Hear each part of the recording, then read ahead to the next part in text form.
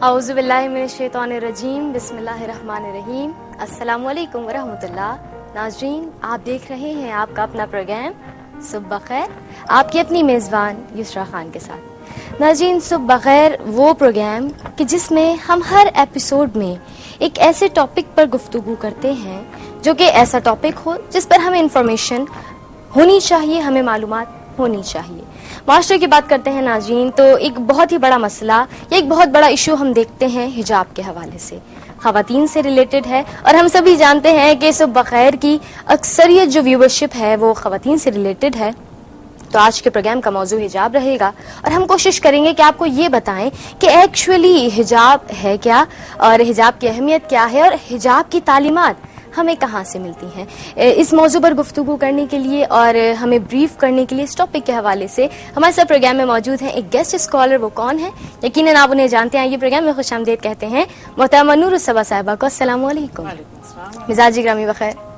आज का टॉपिक जैसे कि मैंने बताया हिजाब, और जब हम मुआशरे को देखते हैं तो नो डाउट एक बहुत ही इम्पोर्टेंट टॉपिक है। और बीइंग अ लेडी, बीइंग मुस्लिम, सबसे पहली बात हमें मालूम होना चाहिए हिजाब है क्या और इसकी अहमियत एक खातून जो कि मुसलमान भी है उसकी जिंदगी में क्या है। तो सबसे पहले ये बताइए बाजी कि बेसिकली हिजाब है क्या?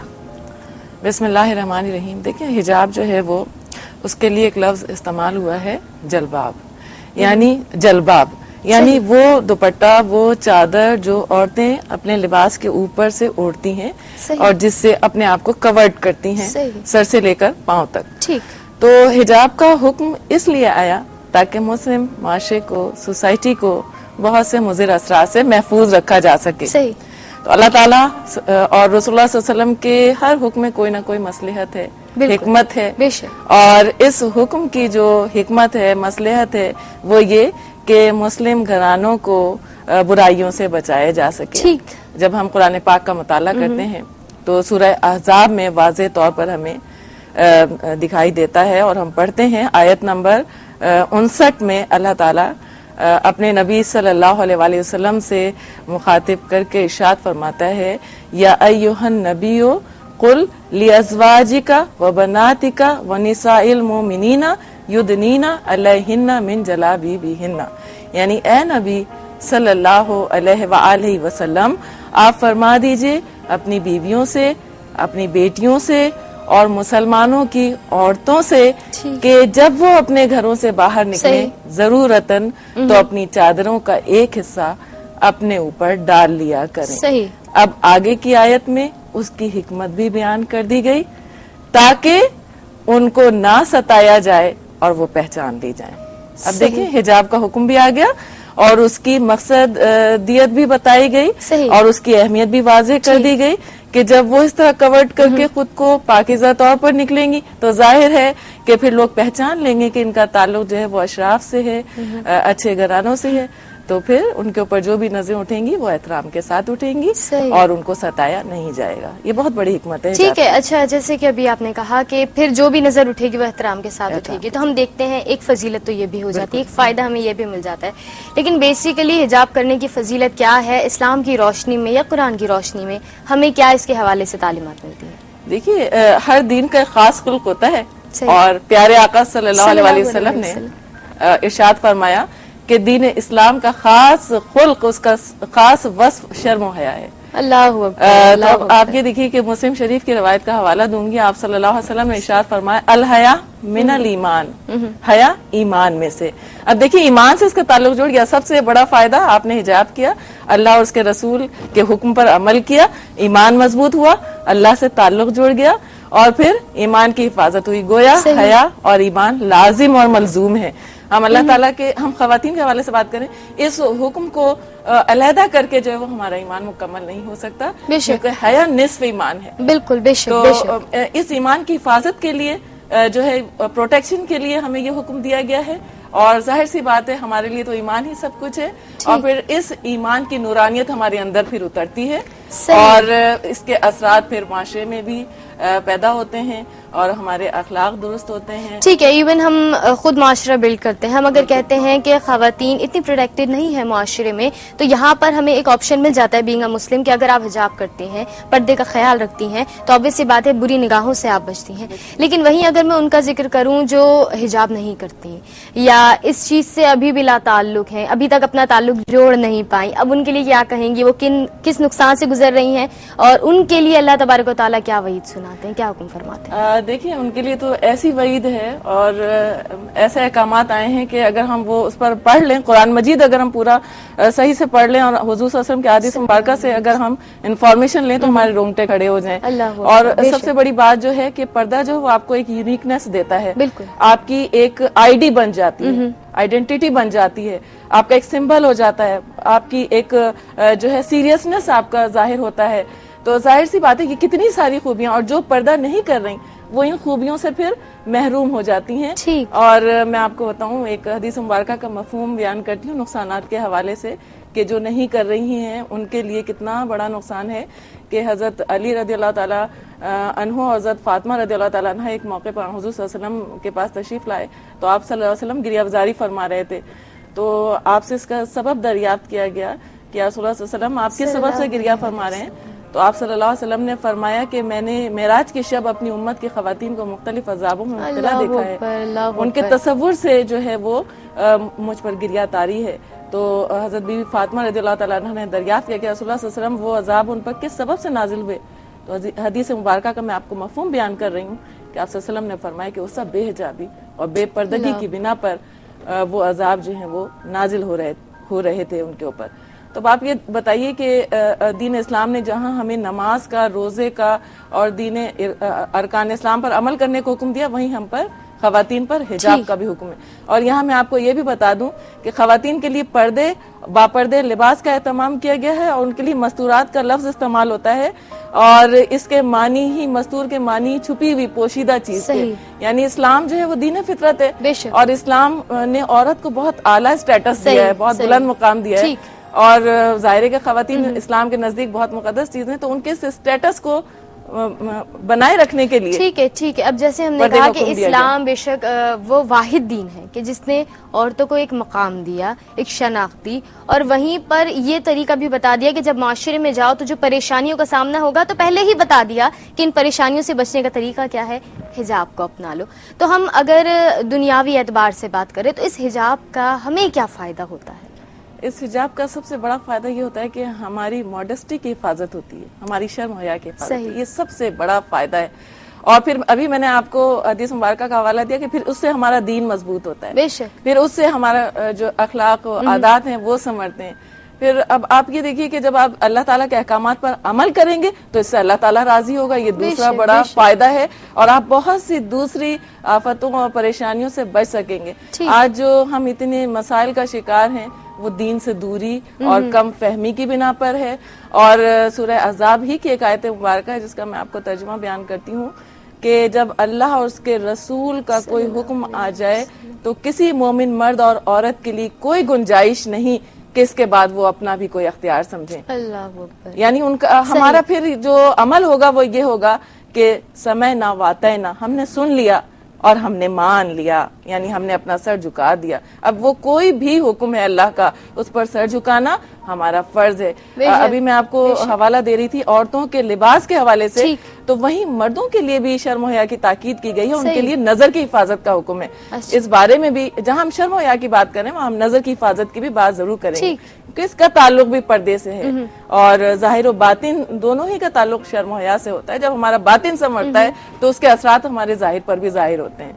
सही। अच्छा, एक खातून के लिए अगर मैं बात करूं तो हया कितनी बड़ी चीज है और अगर एक खातून इससे लाताल्लुक हो जाए या हया उसमें ना हो तो अब बताइए उस खातून का क्या अंजाम हो सकता है? देखिए, खवातीन जो हैं वो सर तापा जो है वो सत्र हैं, जो पाई जाने वाली चीज है और इस्लाम कोई दकियानूसी मजहब नहीं है कि हम ये समझें कि उनको पर्दे का हुक्म देकर चादर और चार दीवारी के तहत घर में बंद रखने का हुक्म दिया गया, नहीं। बल्कि इसके साथ ही आप देखिए कि वो जॉब्स भी कर रही हैं बिल्कुल पर्दे के साथ, पर्दे की शराइत के साथ, और वो आला तालीम भी हासिल कर रही हैं। अगर आप इसकी मिसालें देखना चाहें तो आपको हाई लेवल पर भी इसकी मिसालें मिलेंगी, इंतहाई क्वालिफाइड और तरक्की याफ्ता ममालिक में रहने वाली खवातीन भी कानून हिजाब को अपनाए हुए।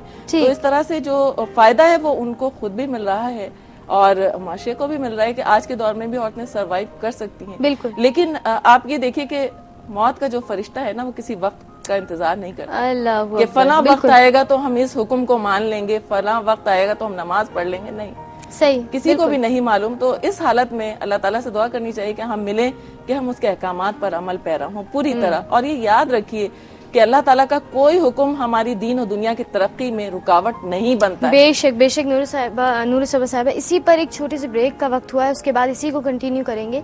नाज़रीन, हिजाब के हवाले से बात हो रही है। हिजाब बेशक एक खातून के लिए, एक लड़की के लिए बहुत अहम चीज़ है। अगर आप मुसलमान हैं तो सबसे बड़ी बात ये कि उन बातों पर अमल कर लें जो कि हमारे प्यारे आका और मौला ताजदार मदीना हज़रत मोहम्मद मुस्तफ़ा सल्लल्लाहु अलैहि वसल्लम ने हम तक पहुंचाई। इन्हीं बातों में, इन्हीं तालीमात में हमारे लिए एक बहुत अहम तालीम हिजाब के हवाले से भी है। हिजाब के हवाले से मजीद आपको इन्फॉर्मेशन देंगे, लेकिन इस वक्त प्रोग्राम सुबह खैर में वक्त हुआ एक छोटे से ब्रेक का। हमारे साथ रहिएगा।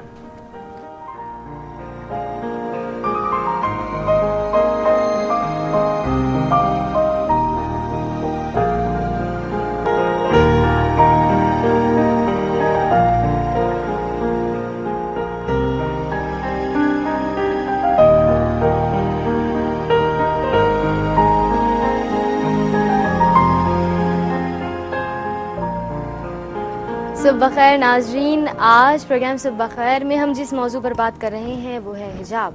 नाजरीन, ब्रेक पर जाने से पहले हमारे साथ नूर सबा साहिबा मौजूद हैं और उनसे गुफ्तगू हो रही थी हया के हवाले से।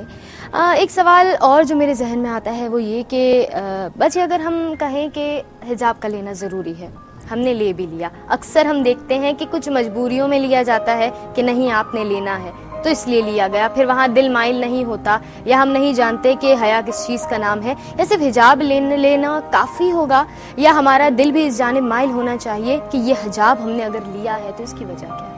इसकी सबसे बड़ी वजह ये है कि ये हुक्म हमें अल्लाह ताला ने दिया है।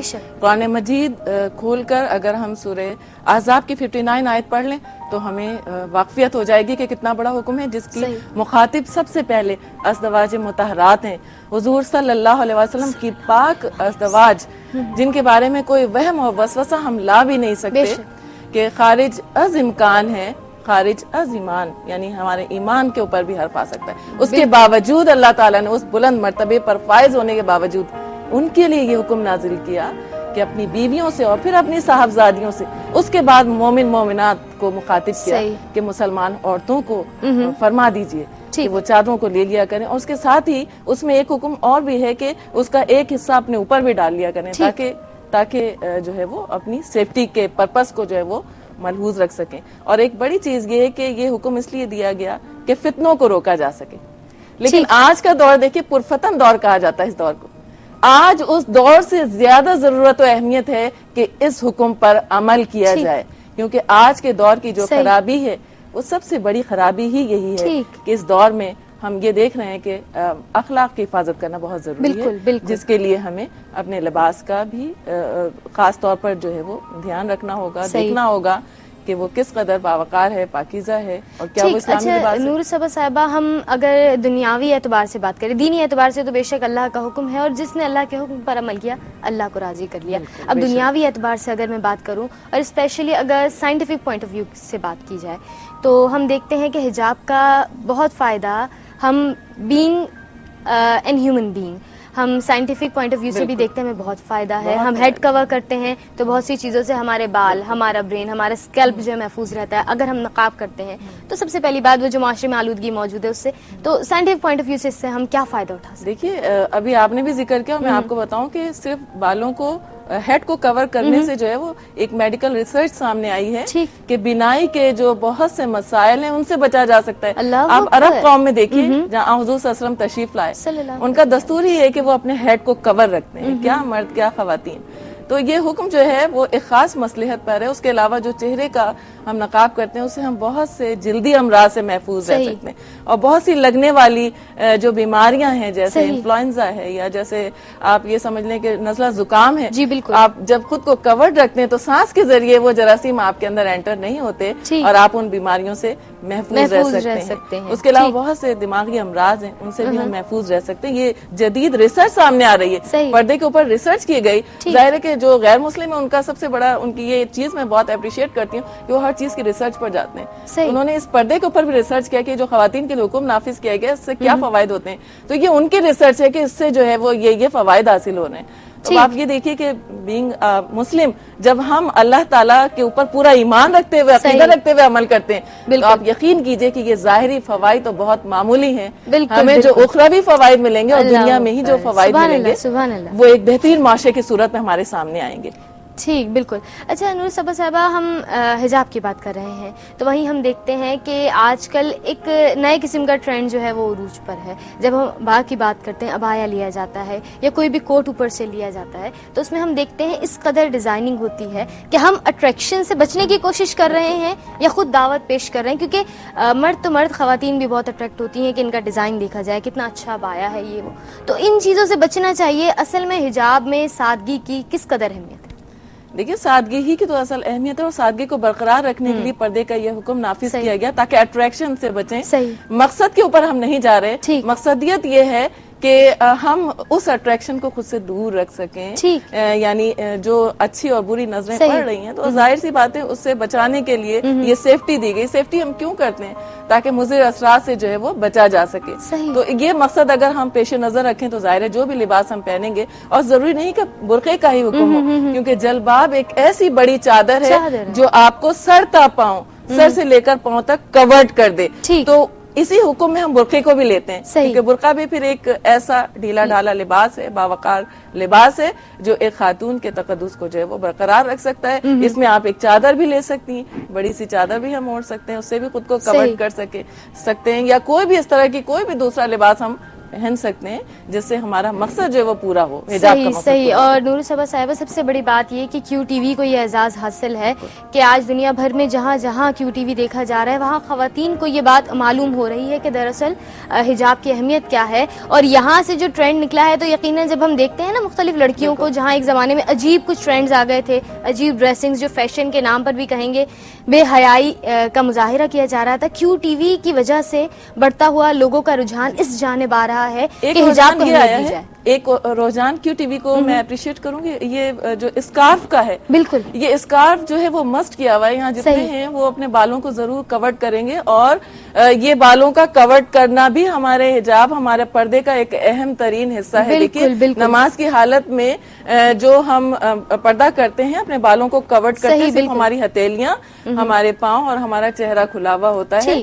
ये सत्र है। इतना पर्दा जो है वो महरम से भी करना चाहिए, महरम से भी करना चाहिए, यानी अपने वालिद से, भाइयों से, महरम रिश्तेदारों से। और सत्र जो है, सत्र के बाद में फिर सर से पांव तक जो है वो तमाम आपको कवर्ड करना होता है। ठीक है, चले नूर सबा साहिबा, अभी बात हो रही है कि हम सर तक अपने आप को कवर इस अंदाज में कर लें कि एक तो दूसरों के अट्रैक्शन से बच जाएं। दूसरी बात ये कि अब जब आपने उस चीज को अपना लिया तो सिर्फ दुनिया के लिए नहीं बल्कि अपने लिए किया जाए, ये बहुत बड़ी बात है। इसको अगर मैं कहूँ एलिब्रेट करें तो क्या कहेंगे कि अपने लिए हिजाब करना? अपने लिए हिजाब करना यानी हर शख्स जो है वो अल्लाह ताला के अहकामात को अपने लिए फॉलो कर रहा है। हर शख्स अपना जवाब दे अल्लाह के हुजूर में। किसी शख्स की जवाबदेही किसी और के जिम्मे नहीं दी गई है। तो जो अहकामात हमें दिए गए हैं उनके बराह रास्त जो है वो मुकल्लफ हम ही हैं। हमसे ही पूछा जाएगा कि नमाज क्यों नहीं पढ़ी, हमसे ही पूछा जाएगा रोजा क्यों नहीं रखा। इसी तरह खवातीन से इस बारे में पूछा जाएगा, उनकी गिरफ्त हो सकती है। और यहाँ मैं आपको नजर के हवाले से ये भी बता दूं कि जहाँ औरतों के लिए पर्दा है वहीं मर्दों के लिए निगाहों की हिफाजत का हुक्म है। इस बारे में मुस्लिम की एक रवायत है कि एक सहाबी ने पूछा कि रसूलुल्लाह सल्लल्लाहु अलैहि वसल्लम अगर पहली नजर औरत पर उठ जाए तो क्या गुनाहगार होंगे? आपने फरमाया फौरन नजर फेर लो, क्योंकि पहली नजर बगैर अख्तियार और इरादे के उठी उस पर मुआखजा नहीं, लेकिन अब जो दूसरी नजर उठेगी उसमें इरादा भी होगा और अख्तियार भी होगा और उस पर पकड़ भी होगी। तो ये जो शर्म और हया है ये हर दो के लिए लाजिम और मलजूम है। औरत के लिए चूंकि उसको अल्लाह ताला ने ऐसी फितरत में पैदा किया, उसके लिए लिबास की हुदूद को अहम ठीक करार है। दिया नूर गया। साहब, एक और चीज़ हम देखते हैं बहुत ज़्यादा मुआशरे में, लेकिन ये सवाल बहुत इंपॉर्टेंट है, स्पेशली जब मीडिया के हवाले से बात होती है उसके हवाले से। लेकिन एक छोटा सा ब्रेक प्रोग्राम में हाइल हो रहा है, इसके बाद इसी क्वेश्चन को आपके खिदमत में पेश करेंगे और कोशिश करेंगे कि इस बात को ज़रूर ब्रीफ किया जाए। नाज़रीन, प्रोग्राम सुबह खैर में इस वक्त हुआ जा रहा है, एक छोटे से ब्रेक का बात हो रही है हिजाब के हवाले से। कोशिश कीजिए जो बातें हम यहाँ कर रहे हैं सिर्फ सुने ना, कोशिश कीजिए इस पर अमल की भी कोशिश कीजिए। प्रैक्टिकली इन चीज़ों को अगर आप अपनाएंगे, अपनी लाइफस्टाइल को थोड़ा चेंज करेंगे और अल्लाह की जानिब इंक्लाइन होंगे, तो यकीन मानिए आप एक कदम बढ़ाएंगे, अल्लाह तबारक व तआला आपकी जानिब कितने बढ़ाएगा कदम और आपको किस अंदाज में संभाल लेगा, आपकी सोच है। आप तो जानते ही नहीं कि अल्लाह तबारक व तआला आपसे कितनी मोहब्बत किया करता है। सिर्फ अल्लाह तबारक व तआला से मोहब्बत का इजहार तो कीजिए, अल्लाह तबारक व तआला आपको माला माल कर देगा दुनियावी नेमतों से भी, और अल्लाह तबारक व तआला आखिरत में भी सुरखुरू फरमाएगा। एक छोटा सा ब्रेक, फिर हाजिर होते हैं। देखते रहिए सुबह खैर।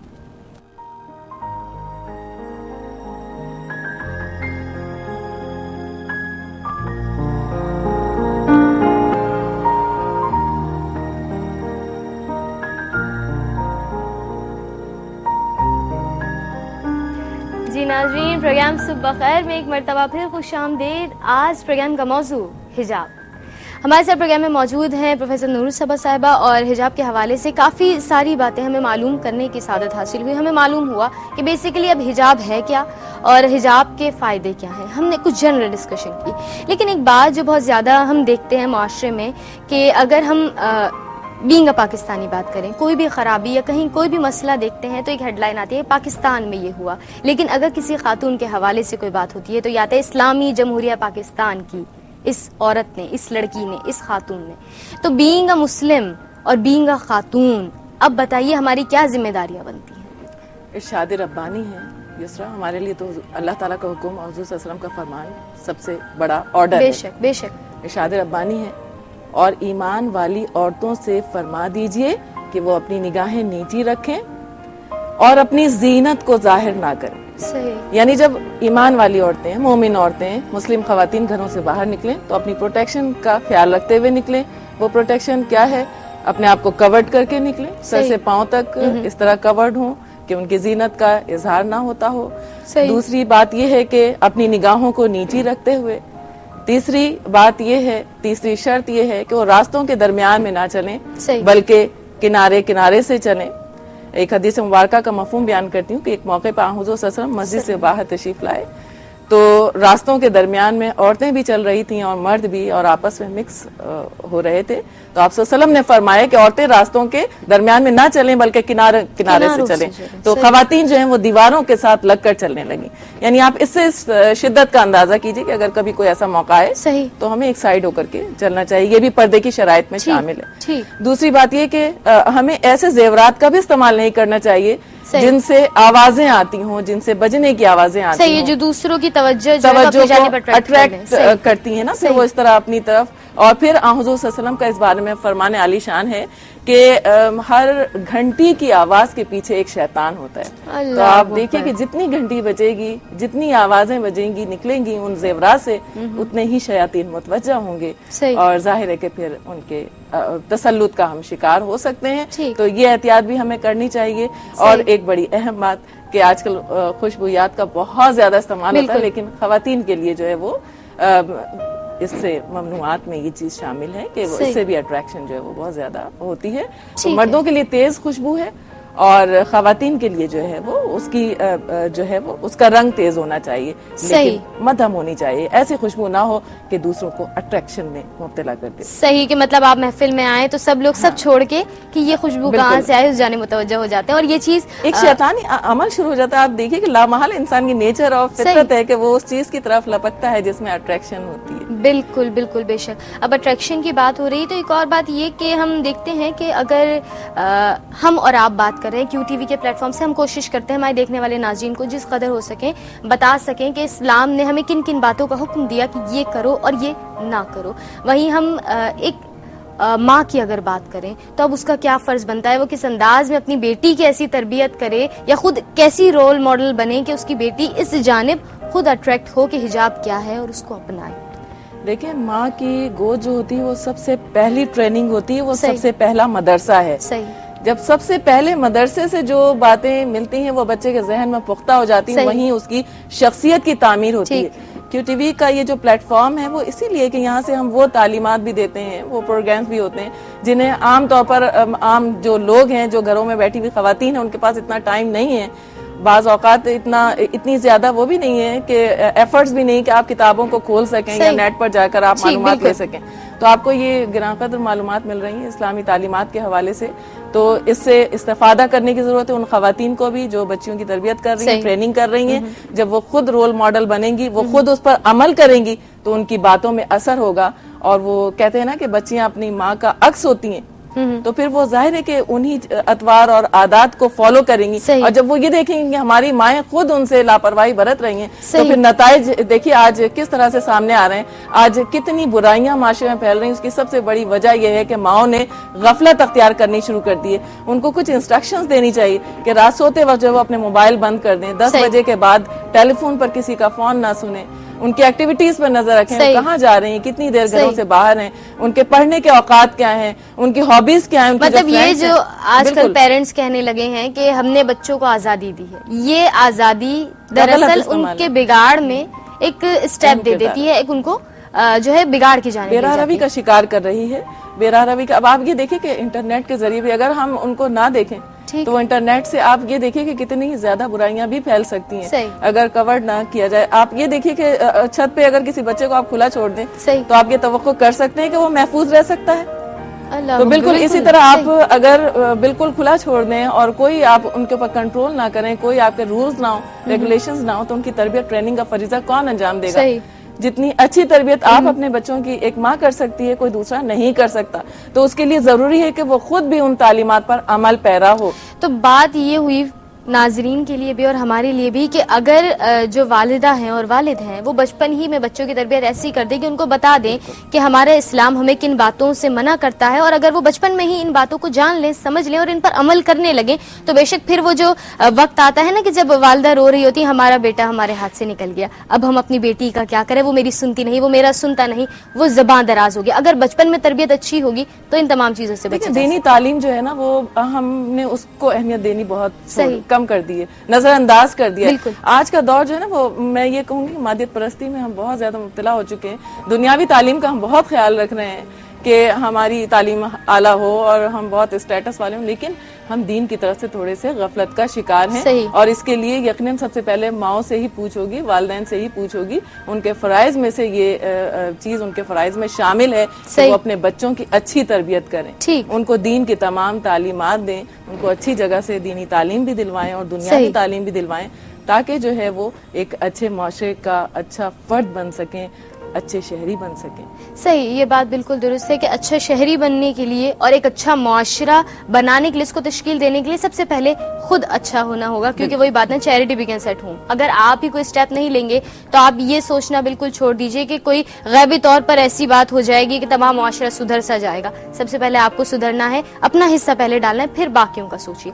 अच्छा, जब बात हो रही होती है पर्दे के हवाले से या हिजाब के हवाले से, तो हमने सबसे पहले चादर का तस्करा किया, वहीं आपने निगाहों के हवाले से भी बताया कि ना सिर्फ मर्द, खवातीन के लिए भी जरूरी है कि निगाहों को नीचे रखें। मर्द के लिए ये तालीम भी आ गई कि अगर एक निगाह उठ जाती है बगैर कुछ इंटेंशन के तो अब वो फौरन निगाह को फेर ले। तो वही आवाज, जुबान, इसके लिए क्या तालीमात मिलती हैं पर्दे के हवाले से, इस्लाम हमें क्या हुक्म देता है? खवातीन की आवाज भी इस तरह उनकी आवाज के बारे में अहकामात आए हैं कि अगर वो नामहरम से गुफ्तगू करें तो अपनी आवाज को थोड़ा सा सख्त करके करें, ताकि खराबी दिल में मुब्तला कोई शख्स किसी खराबी, किसी फितने का शिकार ना हो जाए। यानी इस्लाम इंसान की नफ्सियात से पूरी तरह आगाह है। जो कहा गया दीन फितरत है, तो फितरी तौर पर ऐसी तमाम तालीमात दी गई ताकि इस्लामी माशरे में किसी किस्म का बिगाड़ पैदा ना होने पाए और इस्लामी माशरे की जो इमारत खड़ी हो वो उसकी बुनियादें निहायत मजबूत हैं। आज बुनियादें क्यों कमजोर हैं? क्योंकि बुनियादों को मजबूत करने वाले गफलत का शिकार हैं। माओ के हवाले से मैं कहूँ कि गफलत का शिकार हैं। उनको खुद भी इन तालीमात को हासिल करना चाहिए, उस पर अमल करना चाहिए, ताकि वो जो जनरेशन क्रिएट कर रही हैं उसको सही खुतूत पर आगे बढ़ा सके, ताकि अल्लाह उसके रसूल के सामने वो जवाबदेह जब हो तो उनका सर झुका हुआ ना हो, बल्कि वो अपने फराइज से पूरी तरह अदा हो करके, क्योंकि ये बहुत बड़ी जिम्मेदारी होती है अच्छी तरबियत करना। अच्छा, आपने तमाम इस जुमले में, इस तमाम गुफ्तगू में एक जुमला कहा कि हम में क्या कमी है या हमारी क्या गलती है जिसकी वजह से हम इन चीज़ों से दूर हो रहे हैं। अगर यही सवाल मैं करूं कि क्या वजह है जो हम देखते हैं माशरे में हिजाब का फुकदान या शऊर का, सबसे बड़ी बात शऊर का फुकदान है, तो कहाँ कमी है हम में? हम किन बातों को भुला बैठे हैं जो आज हम नाकामी का शिकार हैं दुनिया में भी, और लगता है कि अल्लाह न करे आखिरत में भी कहीं नाकामी का शिकार हमारी कम नजरी है, सही। ये हमारी कोताही है कि हम इस्लामी तालीमात को दकियानूसियत समझ रहे हैं। आप ये देखिए कि आज बड़े आराम से कहा जाता है कि पर्दा तरक्की की राह में रुकावट है। कहाँ पर रुकावट है? लेकिन हम तरक्की समझते किसको है? सबसे पहले तो हमें इस तरक्की का मफहूम को देखना होगा, कौन सी तरक्की पसंदीदा है और कौन सी तरक्की नापसंदीदा है। क्या बुराइयों को फैलाने की तरक्की पसंदीदा कही जा सकती है? किसी एंगल से भी नहीं कही जा सकती। तो इस्लाम की ये तमाम तालीमात जो हैं वो दीन और दुनिया की तरक्की के लिए। और आप ये देखिए कि आज अल्लाह ताला के अहकामात पर अमल ना करने की वजह से हम दुनियावी तरक्की में भी पीछे होते जा रहे हैं। अगर हम सच बोलें, अगर हम दियानतदारी का मुजाहिरा करें, अगर हम वो तमाम तालीमात जो हमें दी गई उनको अपना लें, तो यकीनन माशरे से बुराइयों का खात्मा हो जाएगा। उन तालीमात में से खवातीन के हवाले से ये बड़ी अहम तालीम है पर्दा। और आप ये देखिए कि आज माशरे में इसकी वजह से बहुत ज्यादा बेरारवी पैदा हो रही है, और इसकी वजह से हमारा माशरा, क्योंकि ये माशरती मसला है, इसका ताल्लुक माशरे से, सोसाइटी से है, तो इसकी वजह से बहुत से माशरती मसाइल पैदा हो रहे हैं। बिल्कुल, यही मैं सवाल भी करने वाली थी कि माशरे पर बेपर्दगी की वजह से क्या मसले हम देख रहे हैं जो कि उरूज पा रहे हैं। इसी बात पर आप रोशनी डालेंगे, लेकिन एक छोटा सा ब्रेक है, उसके बाद हम इसी बात को कंटिन्यू करेंगे। नाज़रीन, प्रोग्राम सुबह खैर में वक्त हुआ एक छोटे से ब्रेक का। गुफ्तगू बहुत ही अहम जारी और सारी है, और उम्मीद है कि आप जो कुछ सुन रहे हैं उससे बहुत कुछ हासिल भी कर रहे होंगे, और कोशिश करेंगे कि हिजाब क्या है इसको समझें और इसको अपना लें। हिजाब सिर्फ खवातीन के लिए नहीं है, मर्द हजरात के लिए भी है। आंखों का हिजाब भी अल्लाह तबारक व तआला ने फरमा दिया कि मर्दों पर फर्ज है। इसी को कंटिन्यू करेंगे, एक छोटा सा ब्रेक, देखते रहिए प्रोग्राम सुबह खैर।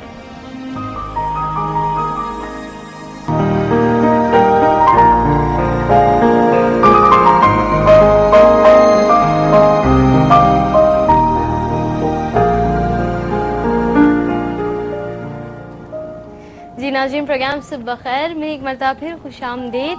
सुबह सुबह एक ऐसे मौजू को डिस्कस कर रहे हैं जो कि यकीनन अगर हम अपना लें तो हमारी ज़िंदगी की एक नई सुबह हो जाएगी। मौजू है हिजाब। नाज़रीन, हिजाब के हवाले से हम कोशिश कर रहे हैं कि जो फ़ायदे हैं वो भी डिस्कस करें। वहीं ब्रेक पर जाने से पहले हमारे साथ नूर सबा साहिबा मौजूद हैं, उनसे हमने ये सवाल किया कि हम माशरे की जब बात करते हैं तो बेपर्दगी के मुज़िर असरात माशरे पर क्या पड़ते हैं, तो उस पर कुछ रोशनी डालें। देखिए, सबसे बड़ा मुज़िर, क्या मैं कहूँगी खतरनाक असरात जो पूरे माशरे को ले डूबे, किडनैपिंग के वाकयात बहुत बढ़ गए। उसके अलावा आप ये देखिए रेप केसेस कितने ज्यादा हो रहे हैं। आए दिन आप टेलीविजन पे देख लीजिए कितने केसेस दिखाए जाते हैं बाकायदा, और पूरी पूरी हिस्ट्री बताई जा रही, तो अखबारात आप खोल करके देख लीजिए। उसके अलावा जो हमारे यहाँ तलाकों की शरह वो बहुत बढ़ गई, उन सब का सबब बेराह रवी है। अगर आज हम दीन इस्लाम की इन तालीमात पर अमल कर लें तो ये बहुत से मसाइल हम इनके दरवाजे बंद कर सकते हैं। इन मसाइल को हम कंट्रोल कर सकते हैं सिर्फ और सिर्फ इस्लाम के कानून हिजाब पर अगर हम अमल कर लें। हम ये कहते हैं कि आज के दौर में क्यों इतनी परेशानियां हैं, क्यों इतनी अफरा तफरी है, क्यों इतना अमन व अमान नहीं, क्यों माशरे में इतनी बेतरतीबी पाई जा रही है, आज कोई शख्स महफूज नहीं, और क्यों रसूलुल्लाह सल्लल्लाहु अलैहि वसल्लम के जमाने में इतना अमन व अमान था? क्योंकि लोगों ने जब सुना और हुक्म को मान लिया तो सर झुका दिया। तो जाहिर है कि फिर सोसाइटी पर माशरे के उसके मस्बत असरात मुरतब होते चले गए और बुराइयों के दरवाजे बंद होते चले गए। आज हमने उन तमाम तालीमात को पीछे कर दिया है, और जाहिर है कि हमने अपने कल्चर को फरामोश करके अब हम दूसरे कल्चर की यलगार का शिकार हो चुके हैं। और जाहिर सी बात है, फिर जाहिर है इस्लामी तालीमात तो एक तरफ हमने रख दी हैं, तो अब जाहिर है कि उनके मुज़िर असरात का भी हमको सामना है, और ये असरात ऐसे हैं कि हमारे माशरे को खतरनाक हद तक डुबा कर रख दिया है इन्होंने। और आप देखिए क्राइम्स रेट आज बहुत ज्यादा बढ़ चुके हैं, बिल्कुल, जिसकी सबसे बड़ी वजह बेहिजाबी और बेरारवी। ठीक, एक बात ये आ गई कि जराइम की शरह बढ़ रही है बेपर्दगी की वजह से। हम खुद अपना मुआशरा बिगाड़ रहे हैं, हमें खुद मालूम नहीं हो रहा कि हम किस तरह हिस्सा दे रहे हैं, लेकिन हिस्सा तो दे रहे हैं। अगर मैं बात करूं कि तालीमात की, तो बेशक मेरे प्यारे आका नबी करीम सल्लल्लाहु अलैहि वसल्लम तो आपके अहद पर रोशनी डालें, उस दौर पर रोशनी डाली जाए तो पर्दे के हवाले से क्या तालीमात मिलती हैं और क्या वाकयात, क्या तालीमात हमें उस दौर के हवाले से मिलती हैं? आप सल्लल्लाहु अलैहि वसल्लम ने अपने दौर के बारे में फरमाया, खैरुल क़ुरून क़रनी, बेहतरीन दौर मेरा दौर है। सुभान अल्लाह, बिला शुबा। और उस दौर में पर्दे के ऊपर बहुत ज्यादा एहतियातें थी और बहुत ज्यादा इस हुक्म पर अमल किया जाता था। जब आयत हिजाब नाजिल हुई तो हमारी सहाबिया जो जहां थी वहीं बैठ गई और उन्होंने आयत हिजाब पर अमल किया और उसका एहतराम किया। और सबसे पहली आयत हिजाब पर अमल करने वाली हमारी अज़वाज मुतहरात हैं, हमारी सहाबियात हैं। एक नाबीना सहाबी हजरत उम्मे मक्तूम रदियल्लाहु ताला अन्हु हुजूर की बारगाह में, हुजूर सल्लल्लाहु अलैहि वसल्लम की बारगाह में तशरीफ रखते थे। इस हवाले से मुझे ये वाकया याद आ गया कि नाबीना थे, आप सल्लल्लाहु अलैहि वसल्लम की बारगाह में उस वक्त हजरत उम्मे सलमा और हजरत मैमूना भी मौजूद थी। आप सल्लल्लाहु अलैहि वसल्लम ने उनको हुक्म दिया कि तुम पर्दे का ख्याल रखो और यहाँ से तशरीफ ले जाओ। इस तरह का आप सल्लल्लाहु अलैहि वसल्लम ने उनको हुक्म दिया। मैं मफ़हूम बयान कर रही हूँ। तो अज़वाज मुतहरात ने अर्ज की कि रसूलुल्लाह सल्लल्लाहु अलैहि वसल्लम क्या वो नाबीना नहीं, हजरत उम्मे मक्तूम नाबीना नहीं? आप सल्लल्लाहु अलैहि वसल्लम ने फरमाया वो नाबीना है लेकिन तुम तो नहीं। अल्लाह, यानी आप नजर की हिफाजत का यहाँ से हुक्म ले लीजिए कि नजर की हिफाजत, यानी इस हद तक ख्याल रखा गया कि इस्लाम में बुराई के करीब जाने की भी मुमानियत की जा रही। क्यों? क्योंकि इस्लाम दीन फितरत है, दीन हिकमत है। इसका हर हुक्म हिकमत पर, मसलहत पर मबनी है, ताकि कहीं उसके करीब गए तो उसका शिकार ना हो जाए। ये वो खवातीन हैं, ये वो उम्मत की माएँ हैं जिनके बारे में हम किसी वसवसे का शिकार ही नहीं हो सकते। उनके बारे में इतनी सख्त ताकीदें हैं, एहतियातें हैं। तो आज उम्मत की बेटियों को सोचना होगा कि आज हम किस मुकाम पर खड़े हैं, आज हमें कितनी हिफाजत की जरूरत है, आज हमें कितनी एहतियातों की जरूरत है। क्या हम वो कर रहे हैं?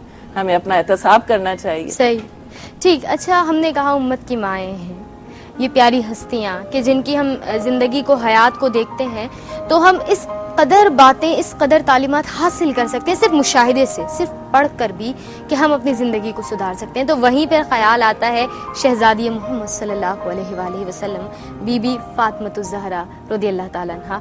और जब आपका जिक्र आता है और हिजाब के हवाले से बात होती है तो मुझे वो प्यारी वसीयत याद आने लगती है जो शायद हम ख़वातीन के लिए, तमाम आलम की जितनी मुसलमान हमारी माँ बहनें हैं, उनके लिए एक बहुत बड़ा हासिल है। यकीनन आप समझ रहे होंगे मेरा इशारा। बिल्कुल।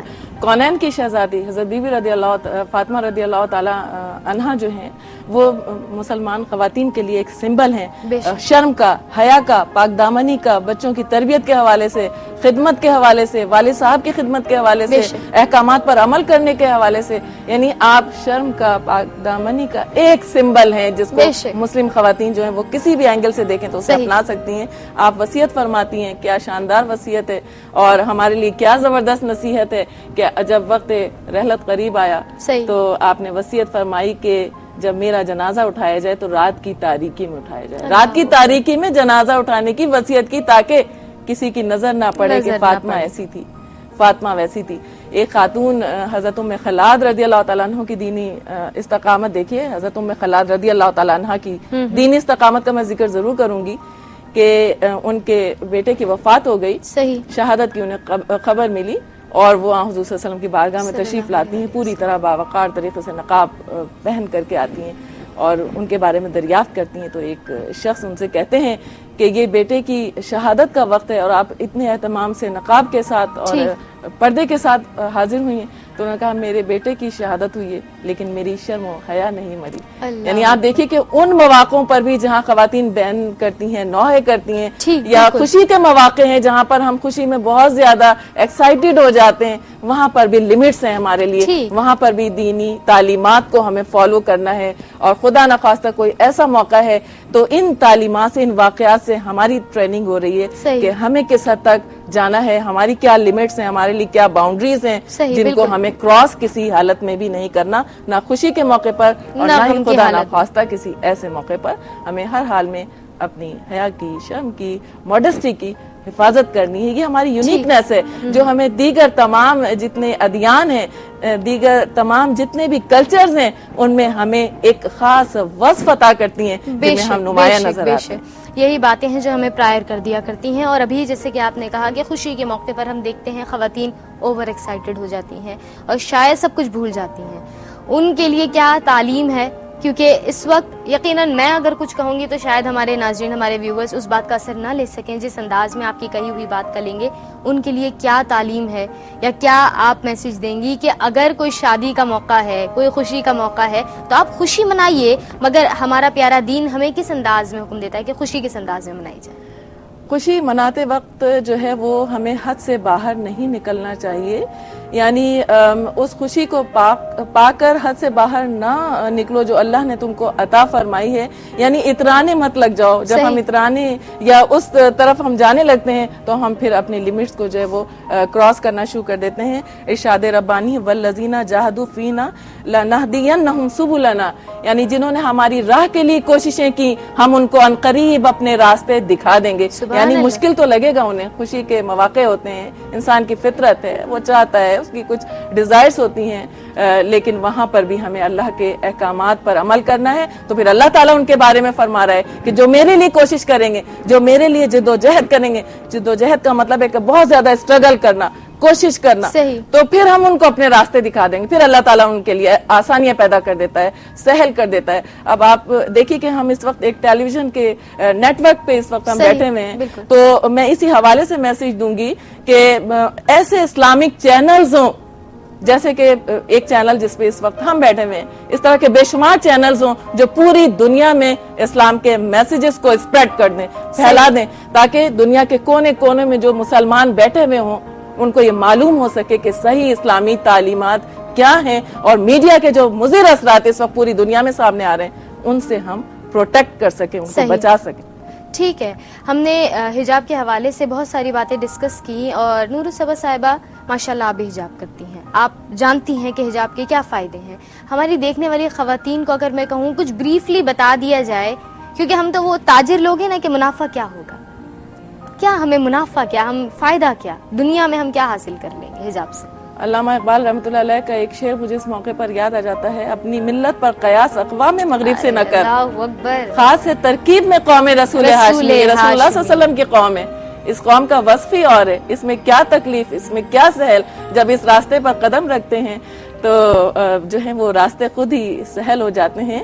और वो कहते हैं ना कि ये कलमा जो है ये शहादत गहे उल्फत में कदम रखना है। लोग आसान समझते हैं मुसलमान होना, तो मुसलमान होने के बाद आप एक बाउंड्रीज जो है वो उसके अंदर आ जाते हैं, उस सर्किल के अंदर आ जाते हैं, और फिर आपको उसमें रहना होता है। ओके जी, बहुत शुक्रिया नूर सबा साहिबा कि आप प्रोग्राम में तशरीफ लाई, बहुत कुछ जानने का मौका मिला, और इंशाल्लाह फिर सुबह खैर में जरूर आपको दावत देंगे, और इसी अंदाज में आप हमारी रहनुमाई। बहुत शुक्रिया नाज़रीन। प्रोग्राम सुबह खैर में वक्त हुआ है इस वक्त एक छोटे से ब्रेक का, और ब्रेक के बाद हमारे साथ प्रोग्राम में मौजूद होंगी डॉक्टर सरवत अस्करी, डाइटिशियन है। आपके क्या मसाइल हैं, क्या प्रॉब्लम्स हैं हेल्थ रिलेटेड, तो बिल्कुल कॉपी पेंसिल जो कुछ भी है लेकर बैठ जाइए, अपने मसाइल के लिए कॉल के लिए तैयार, क्योंकि अगला सेगमेंट डॉक्टर सरवत अस्करी के साथ एक छोटा सा ब्रेक फिर हाजिर होते हैं। देखते रहिए प्रोग्राम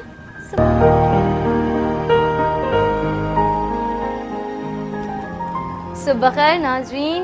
प्रोग्राम के थर्ड सेगमेंट जिसमें आपकी मुलाकात होती है हकीम अब्दुल बासित साहब से, उसके साथ आपकी मेज़बानी इसरा खान एक मतलब फिर हाजिर खिदमत है। ब्रेक पर जाने से पहले हमारे साथ मौजूद थी डॉक्टर सरवत अस्करी, उन्होंने आपके क्वेश्चंस के, आपकी क्वेरीज के आंसर दिए अपने अंदाज में, और अब हमारे साथ मौजूद हैं हकीम साहब।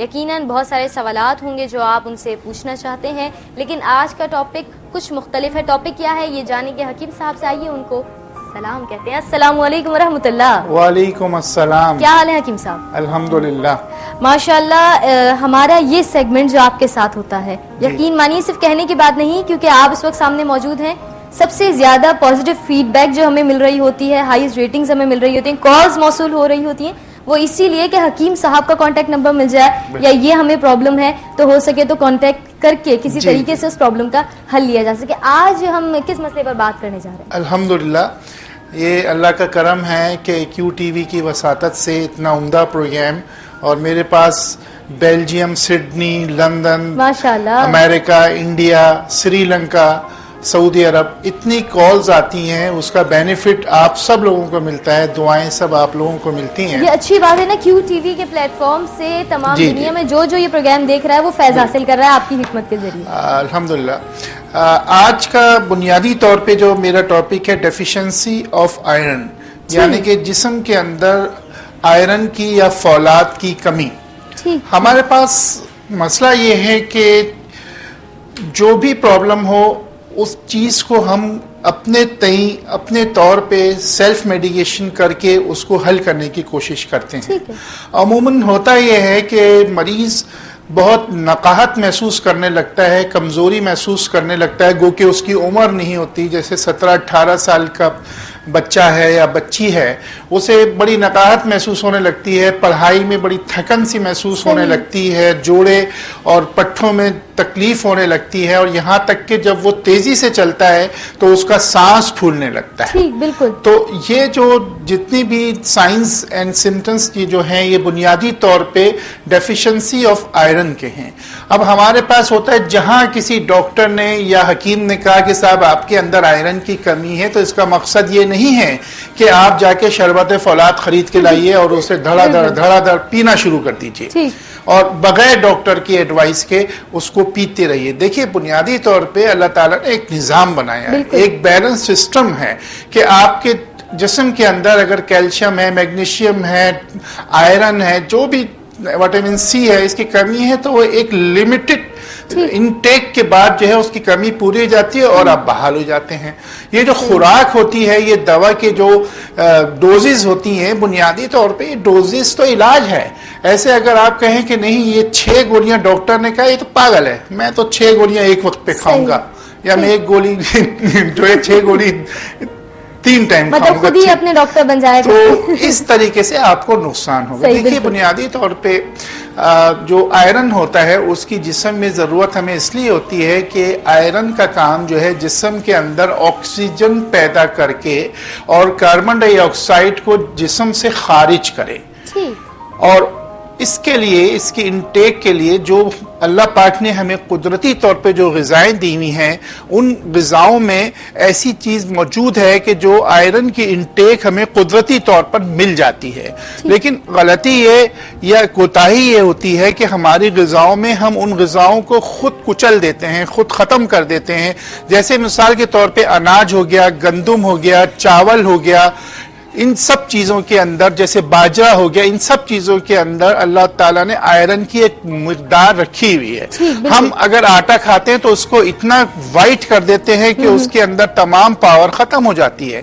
अगर हम चौकर वाला आटा खाएं, वही हम चौकर जो है चावल का खाएं, वही हम बाजरा खाना शुरू कर दें, वही हम सब्जियों के अंदर चीजें खानी शुरू कर दें जैसे खाने का तरीकेकार है, तो हमारे अंदर आयरन की डिफिशियंसी ही ना हो। बुनियादी तौर पे जो सबसे ज्यादा जिस्म में जरूरत है वो ऑक्सीजन की है। ऑक्सीजन क्या चीजें पहुंचाती हैं? ऑक्सीजन जो है आपको मोटा आटा पहुंचाता है, ऑक्सीजन आपको बाजरा पहुंचाता है, सब्जियों के अंदर जो है जो गोभी होती है, पत्ते वाली गोभी, वो पहुंचाती है। सब्जियों के अंदर अरवी के पत्ते, इसके अंदर बहुत ज्यादा इंटेक ऑफ आयरन होता है और वो आप ले तो उससे आपको फायदा हो जाता है। इसी तरीके से शलजम ले लीजिए, शलजम के पत्ते बड़ी उम्दा चीज है। यानी कि उस पत्तों को अगर हम हल्के उबाल के और इसके सब्जी खाएं तो ये बेहतरीन चीज है।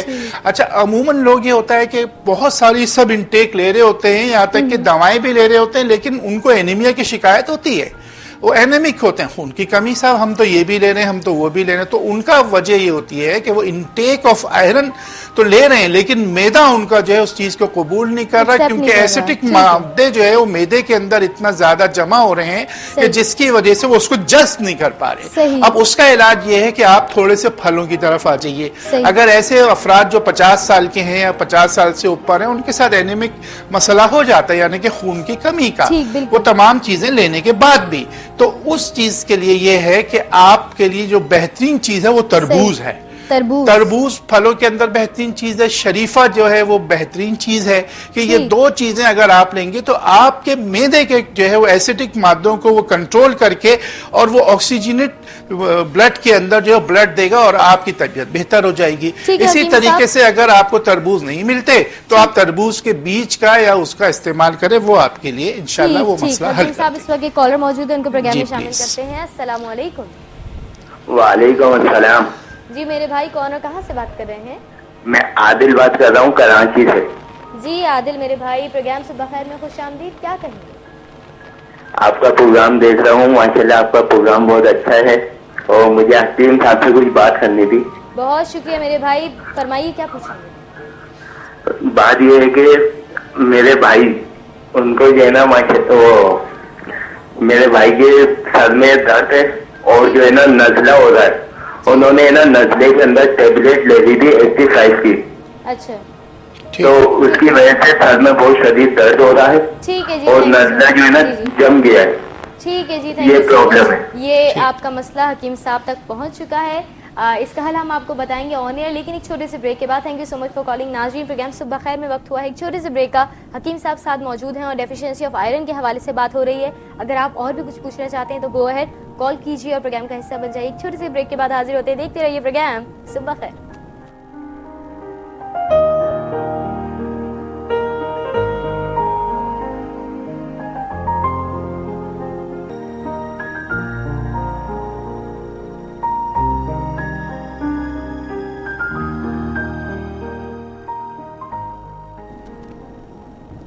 सुबह खैर नाज़रीन, सेगमेंट हकीम अब्दुल बासित साहब साथ मौजूद हैं और आपके जो भी इश्यूज हैं हेल्थ रिलेटेड हम वो डिस्कस कर रहे हैं। हमारे साथ एक कॉलर मौजूद है, आइए सबसे पहले उनको शामिल करते हैं। अस्सलाम वालेकुम। अस्सलाम वालेकुम। हेलो, अस्सलाम वालेकुम जी, कोमल कराची से बात कर रही हैं प्रोग्राम सुबह खैर में। खुशामदीद। क्या कहेंगे कवल? मेरा गला बहुत खराब है। जी जी, तकरीबन 25 डेज हो गए हैं। मुझे कफ की वजह से जो है ना बिल्कुल आवाज़ बैठ गई है। मैंने मेडिसिन बहुत यूज़ की है, एंटीबायोटिक वगैरह, ठीक है, लेकिन जो है ना आराम नहीं आ रहा। ठीक है, ठीक है जी। हकीम साहब आप कुछ पूछना चाहेंगे? कफ का प्रॉब्लम है इनको बस। ओके, ठीक है जी। और चीज़ पूछनी थी आपसे। जी जी, पूछिए। ये ना मेरी मम्मा के घुटनों में तकलीफ है, वो शुगर की पेशेंट भी है ना। सही, ठीक है जी। ये सवाल भी हम हकीम साहब से पूछेगा हकीम साहब से, वो बहुत बड़ी फैन है हकीम साहब की। तो अच्छा जी, थैंक यू सो मच। हकीम साहब कुछ पूछेंगे तो नहीं? जी, हकीम साहब से ऑनर इसका जवाब सुनते हैं। Thank you so much for calling हकीम साहब। एक ये कॉलर हमारे साथ हैं जिनको कफ की प्रॉब्लम है और इनकी मॉम के साथ है कि वो डायबिटिक भी हैं, घुटनों में दर्द भी, और इसके अलावा एक और कॉल भी हमें मौसूल हुई थी आदिल की, जो कह रहे थे सर दर्द और नज़ला इसकी कंडीशन है उनकी। अब क्या कहेंगे? जी, आदिल के लिए तो मैं ये अर्ज करूंगा, सबसे पहले आप ये कीजिए कि थोड़ी सी सूजी का काढ़ा जो होता है हरीरा वो बनाइए, उसमें 4 लौंगों का भगार देके सूजी डाल दीजिए और उसमें लौंग डाल के और उसको बिल्कुल पतले पानी की तरह उसको रात को सोते हुए पीजिए। इंशाल्लाह कुछ दिनों में बेहतर होगा। दूसरा, काले चने 1 पाव ले लीजिए और उसके अंदर 25 ग्राम दखनी मिर्च और 100 ग्राम मिश्री, 100 ग्राम चने, 100 ग्राम मिश्री और दखनी मिर्च 25 ग्राम पाउडर बना लीजिए। सुबह 1 चमचा नहार मुंह सूरज निकलने से पहले 40 दिन तक के लीजिए, आपका मसला जड़ से खत्म हो जाएगा। ठीक है जी। हकीम साहब एक कॉलर साथ मौजूद है, उनको पहले प्रोग्राम में शामिल करते हैं, फिर लास्ट कॉलर का जवाब लेंगे। अस्सलाम वालेकुम। अस्सलाम वालेकुम। वालेकुम सलाम। जी, मेरे भाई असगर अली कराची से बात कर रहे हैं, प्रोग्राम सुबह खैर में खुशामदीद। हकीम साहब से मालूम करना था, मेरे कमर में दर्द है या पूरे टांग में नीचे तक? अच्छा, ठीक है जी, कमर से टांग तक दर्द है। हकीम साहब कुछ पूछेंगे तो नहीं? लेफ्ट या राइट? लेफ्ट या राइट? लेफ्ट में है। चलिए जी, ओके जी, thank you so much for calling. जी बिल्कुल, जी बिल्कुल। ये मालूम करना था कि हकीम साहब बैठते कहाँ हैं? हकीम साहब कहाँ बैठते हैं? आप कंट्रोल रूम से इनका नंबर ले सकते हैं और खुद प्राइवेटली इनसे बात कर सकते हैं। Thank you so much for calling मेरे भाई। और हकीम साहब इनका एक मसला और इस पर डिस्कशन कर रहे हैं। उससे पहले जो हमारे पास लास्ट कॉलर मौजूद थी कंवल जी जी, कंवल का असल में पहला मसला तो उन्होंने गले की खराबी के लिए बताया था। इतनी उनको खांसी सीवियर है कि अब उनके गले में प्रॉब्लम हो गई। जी जी, तो उसके लिए आप ये कीजिए कि गरारे कीजिए। गरारे के लिए अमलतास मंगवा लीजिए। अमलतास और रीठा पिसा हुआ, इन दोनों चीज को बिल्कुल खत्म ही इलाज है, यानी कि जड़ से आपका जो है मसाइल हल हो जाएंगे। आप इन दोनों को लीजिए और उसके बाद इसको दूध में बॉईल करके और छान के इसके गरारे कीजिए।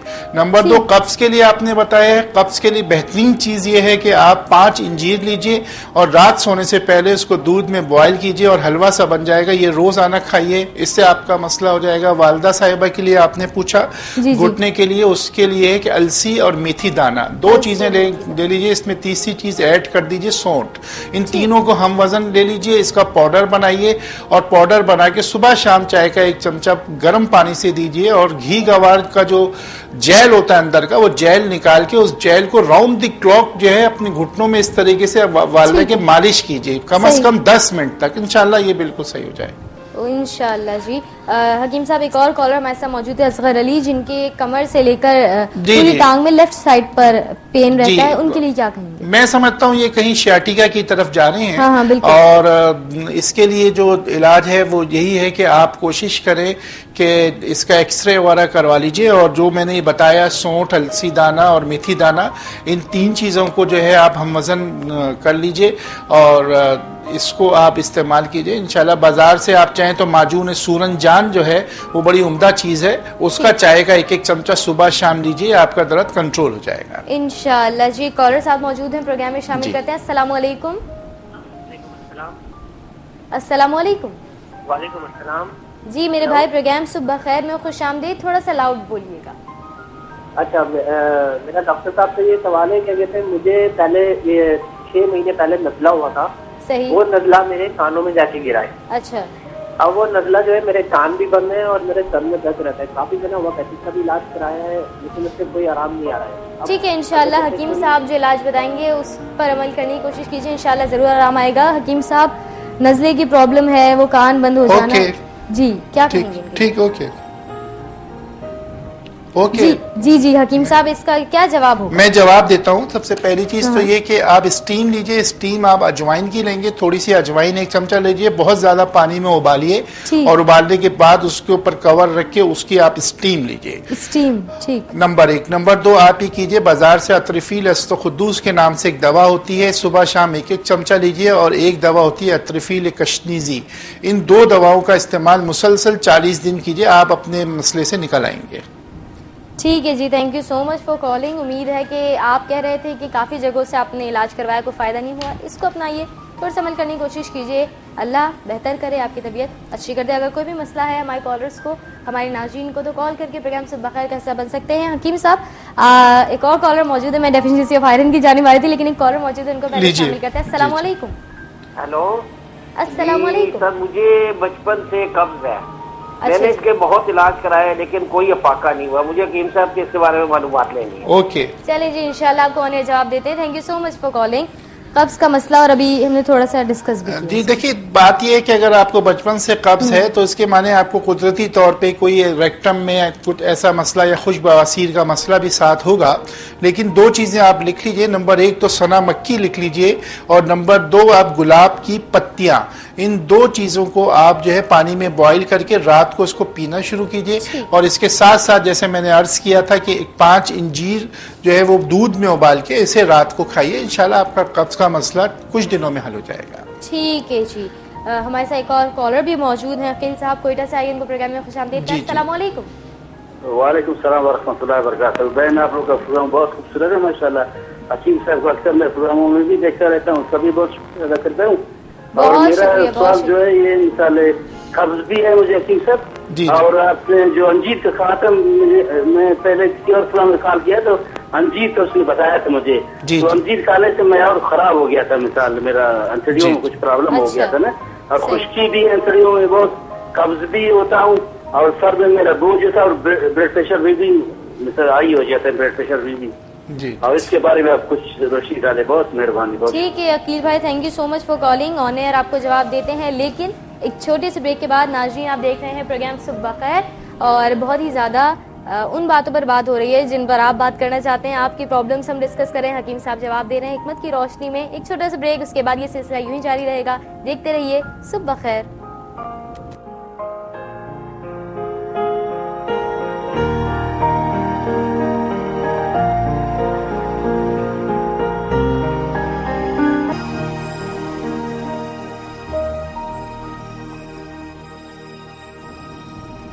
सुबह खैर नाज़रीन, सेगमेंट जिसमें हमारे साथ हकीम अब्दुल बासित साहब मौजूद हैं, जारी और सारी है। ब्रेक पर जाने से पहले हमें एक कॉल मौसूल हुई अकील साहब की। एक और कॉलर हमारे साथ मौजूद हैं, इनको प्रोग्राम में शामिल करते हैं। अस्सलाम वालेकुम। अस्सलाम वालेकुम। अस्सलाम वालेकुम। अस्सलाम वालेकुम। हेलो, अस्सलाम वालेकुम। थोड़ा लाउड बोलिएगा, आपकी आवाज मुझे नहीं आ रही है। वालेकुम अस्सलाम, मिसेस फारूक, प्रोग्राम सुबह खैर में खुशामदीद। क्या पूछेंगी? जी, मुझे हकीम साहब से बात करनी है। जी, क्या पूछेंगी? मेरी बेटी है 11 साल की, उसको दायमी नज़ला है। ठीक है।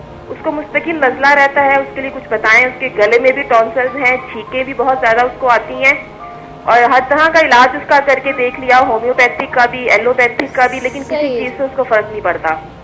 ठीक है जी, thank you so much for calling. हकीम साहब इंशाल्लाह आपको ऑन एयर इसका जवाब देते हैं। ओके जी, ओके जी, अल्लाह। ओके जी हकीम साहब, एक कॉलर हमारे साथ आए अकील साहब कोयटा से, जिन्होंने कब्ज का मसला बताया और इंजीर का उन्होंने आई गेस बताया था कि जिनकी इन्होंने इंटेक ली तो कुछ प्रॉब्लम्स हुई। जी मैं बताता हूँ। बुनियादी तौर पे इंजीर उनको सूट नहीं की। जी जी, इसके लिए आप ही कीजिए कि जड़ी बूटियों की दुकान से जुलापा के नाम से एक जड़ी बूटी होती है, आप उसका नाम लिख लीजिए, जुलापा। इसको तकरीबन 1 ग्राम के करीब, उस डंडियां सी होती हैं, उसको पीस के इतना सा, यानी कि ½ टीस्पून से भी कम, 1/4 टीस्पून यानी कि 1 ग्राम आप वो रात को सोते हुए ले लीजिए। ये काफ़ी मुलय्यन होती है। और इससे पहले भी जो कॉल्स आई कब्ज़ के लिए, वो भी नोट कर लें कि जुलापे को आप बाजार से ख़रीद लीजिए और इसको 1 ग्राम के करीब रात को सोने से पहले लेने से पुराने से पुराना कब्ज़ कुछ दिनों में बेहतर हो जाता है। इसके लिए एक और जड़ी बूटी होती है जिसे हम सकमूनिया कहते हैं, लेकिन वो किसी और दवाओं के कॉम्बिनेशन में डाली जाती है, लेकिन जुलापा आप सिंगल तौर पे यानी कि सिंगल रेमेडी के तौर पर ले सकते हैं कब्ज़ के लिए। दूसरा जो अभी बच्ची मिसेस फारूक की जो कॉल आई, 11 साल का, उन्होंने बताया कि देखिए दायमी नज़ला, ये तमाम चीज़ें हम असल में नज़ले को लेकर बैठे हुए हैं सिर्फ सर के लिए के और गले के लिए, जैसे आपने फरमाया, लेकिन उमूमी तौर पे जो नज़ला या दायमी नज़ला जो हो जाता है वो पेट की खराबी की वजह से वो दायमी हो जाता है। हम पेट को भूल जाते हैं। अगर इस बच्ची का पेट सही नहीं रहता तो आप उसके लिए ज़रूर इलाज कीजिए। और जैसे मैंने अभी अर्ज़ किया था कि अतरीफ़ील कशनीज़ी एक दवा है और अतरीफ़ील मुलय्यन एक दवा है, ये 2 दवाएं इस बच्ची को दीजिए। और चने का जो मैंने बताया था कि चने और दखनी मिर्च मिस्री, जिसमें मिस्री और चने जो 100 ग्राम और 25 ग्राम जो है दखनी मिर्च मिला के पीस के रख लीजिए। इसको रोजाना 1 टेबल स्पून दीजिए। इससे इंशाल्लाह इसका पुराने से पुराना नज़ला जो है बिल्कुल बेहतर हो जाता है। ठीक है जी। अब हम बात कर रहे थे आज आयरन के ऊपर। मैं कुछ चीजें बताऊं, वो बच्चे जो भूखे रह जाते हैं, यानी कि जो कहते हैं कि मैं भूखा हूँ, अमूमन वो जो चीजें लेते रहते हैं ग़िज़ाओं की, और लेकिन माएँ समझती हैं कि साहब ये भूखे हैं या जो भी हैं, कमजोर हो जाते हैं। और वो लोग जो कि बहुत ज्यादा नकाहत की शिकायत करते हैं, वो बच्चे जो दिमागी काम करते हैं, पढ़ते हैं और वो दिमागी कमजोरी का शिकायत करते हैं, उनके लिए अर्ज ये है कि 2 चीजें आप लिख लीजिए। नंबर 1 तो काली किशमिश या मुनक्का, ये 21 दाने अगर आप 21 दिन तक के लेते हैं, ये नोट कर लीजिए, 21 दाने काली किशमिश जो छोटी वाली होती है, इसको अगर आप 21 दिन तक लेते हैं तो आपके अंदर आयरन डिफिशिएंसी बिल्कुल खत्म हो जाएगी, यानी कि आपको वो इनटेक मिल जाएगा। दूसरी चीज हमारी जो चीज होती है ग़िज़ा में, वो होता है नारियल। अगर हम नारियल का इस्तेमाल करें तो बच्चों को इस नारियल देने से भी इनटेक ऑफ आयरन जो है मिल जाता है और जिस्म में ऑक्सीजनेट जो लैक ऑफ ऑक्सीजन हो जाता है वो बेहतर हो जाता है। यानी कि जरूरी नहीं कि हम सिर्फ ये कहें कि आयरन कम होता है, बाद दफा ऑक्सीजन कम होने से भी इंसान के तमाम रवाबित, जिस्म के जितने भी खलिए होते हैं वो मुतासिर होते हैं। तो इसके लिए नारियल का पानी या नारियल जो है बड़ी उम्दा चीज है। दूसरी चीज मैं आपको बताऊं कि जो मैंने अभी पिछले उसमें बोला आपको कि शरीफा बड़ी उम्दा चीज है। इसके अंदर एक तो इनटेक ऑफ आयरन भी है और इनटेक ऑफ कैल्शियम भी है। यानी कि मैंने इस पे बाकायदा पहले भी बता चुका हूं कि वो लोग जिनकी हड्डियों में दर्द रहता है, वो लोग जो ओवर एज हो चुके हैं, जो कि शुगर के पेशेंट हैं या नहीं है, अगर शुगर के पेशेंट है तो उसको कम लें शरीफे को, लेकिन जो नहीं है वो उसको ज्यादा लें।